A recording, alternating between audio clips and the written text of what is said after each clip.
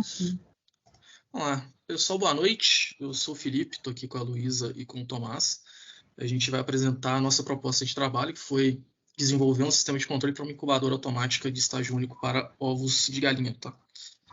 Pode passar, por favor? Quando eu menciono estágio único, é porque a incubação ela vai ocorrer de uma vez. Tá? Então, como que isso vai acontecer?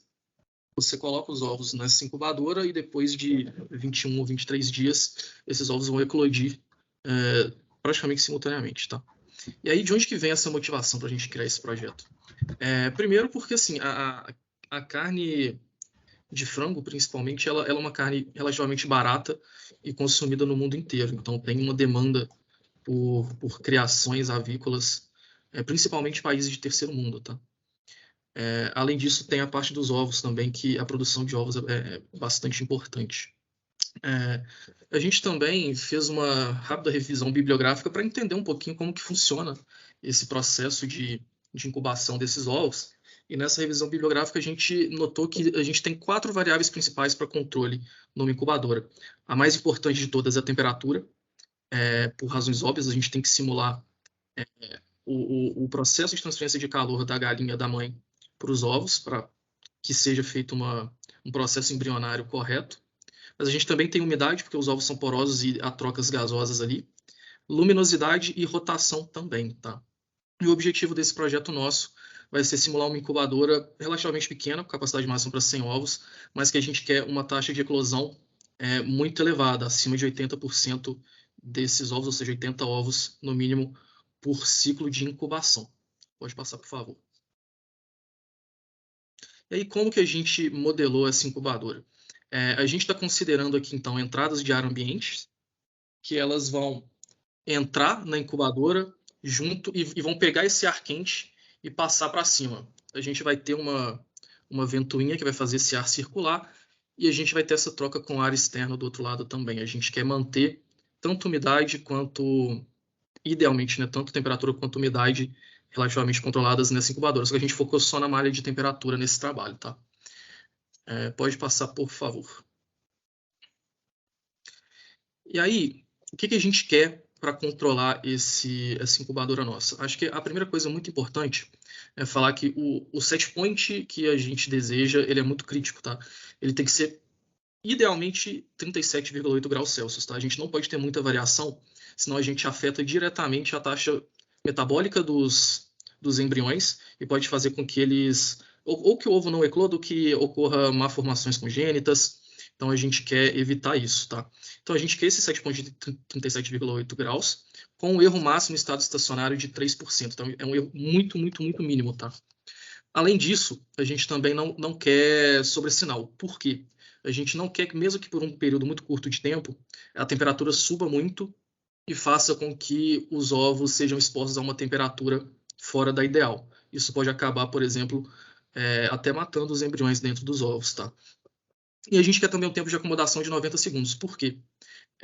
A gente quer que o processo de aquecimento dentro da câmara de incubação seja bastante rápido, porque a gente não quer muita interferência da variação da temperatura ambiente, tá? As variáveis de entrada para o nosso sistema vai ser a quantidade de calor inserida dentro da câmara de incubação e a temperatura interna da câmara, que vai ser uma referência nossa. As variáveis de saída, que é o que a gente realmente vai querer, é a temperatura na casca do ovo, principalmente, que é a temperatura de trabalho nossa, e a temperatura externa da câmara de incubação. A gente fazer um comparativo. Pode passar, por favor.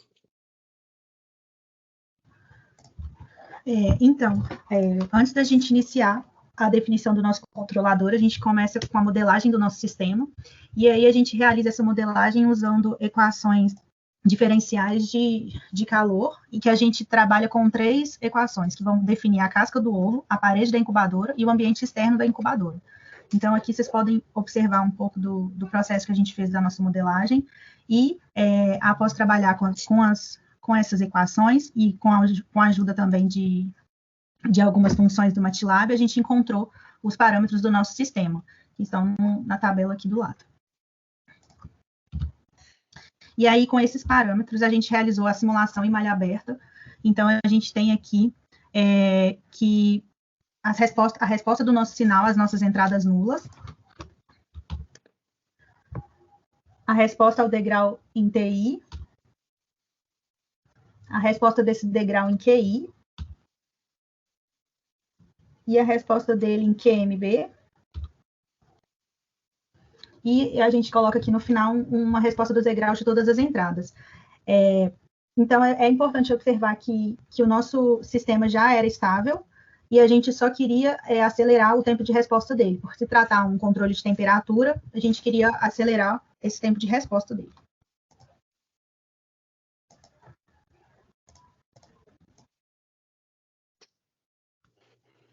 Tá. Para a estratégia de controle que a gente utilizou para o nosso sistema, a gente optou por um controlador PI e projetamos ele via síntese direta, sem preocupar muito com a perturbação de início, porque a gente desejava mais um segmento de referência com um erro máximo de 3%, além de acelerar a planta. E, posteriormente, levando em consideração que a planta já era estável, a gente ia verificar se a perturbação influenciava ou não no nosso sistema. Em malha fechada, a gente não queria sobreoscilação no projeto, então, no sistema. Então, nós projetamos também um filtro de referência de entrada. Com isso, nós conseguimos acelerar o tempo de acomodação da planta para 90 segundos e tivemos um erro menor do que 2%. Acho que pode passar. Bom, agora a gente fala um pouco mais sobre o projeto do controlador. Nós utilizamos a função de transferência da temperatura externa à câmara para, na verdade, a temperatura de saída que entra dentro da câmara, onde está o ovo, para fazer o nosso projeto controlador, visto que o nosso sistema ele é bastante acoplado e a temperatura da casca do ovo depende principalmente dessa temperatura que entra na câmara. E essa é a função T0 que a gente está apresentando aqui.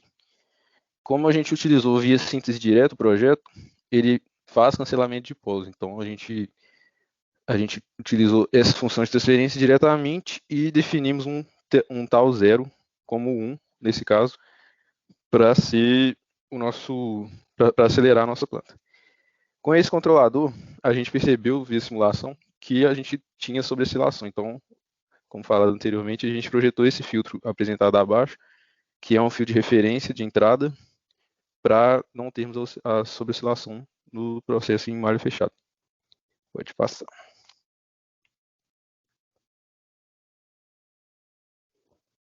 Agora a gente vai apresentar os resultados. Beleza, esse primeiro resultado, essa primeira figura, mostra o nosso segmento de referência. Nós demos um degrau na planta em 250 segundos e a gente vê que ele segue a referência sem erro quando não há nenhuma perturbação. Essa segunda imagem mostra a perturbação da temperatura de entrada na câmara de aquecimento. A gente vê que ela que ela é rejeitada de maneira satisfatória no regime permanente. Pode passar. Essa outra imagem mostra a perturbação do calor gerado pela ação embrionária. Ela é um calor gerado bem baixo se comparado com toda a temperatura e o calor gerado pelo aquecedor, então nós fizemos uma entrada de 10% do valor de referência que a gente usou para a temperatura. E a gente vê que ele também rejeita essa perturbação, porém com um erro na temperatura da casca do ovo, mas dentro do esperado, menor do que 2%. Pode ir. Agora essa é a simulação com todas as 3 entradas que a gente tem no processo. A primeira é a temperatura de entrada na câmara do aquecedor, em 0 segundos. Em 100 a gente coloca a outra perturbação, que é da ação embrionária, e em 250 a gente coloca o degrau. Todas as 3 entradas vão ficar ativas, então todas elas tiveram degraus. E no final a gente vê que o erro está dentro do esperado, menor do que 2%, para todas as entradas, inclusive as perturbações. Pode passar. Então, com isso, a gente conclui que nós conseguimos fazer de maneira satisfatória o que a gente estava planejando para o processo de controle, né, de não ter tanto erro e a sobreoscilação a gente não ter no final, a fim de não matar, igual o Felipe falou, os embriões. Porém, nós percebemos ao longo do processo, principalmente no projeto dos controladores, que a gente não ia conseguir desacoplar as duas variáveis que a gente queria controlar no final, porque elas são muito acopladas e uma depende diretamente da outra. Isso é, a temperatura dentro da câmara de incubação influencia diretamente a temperatura da casca do ovo.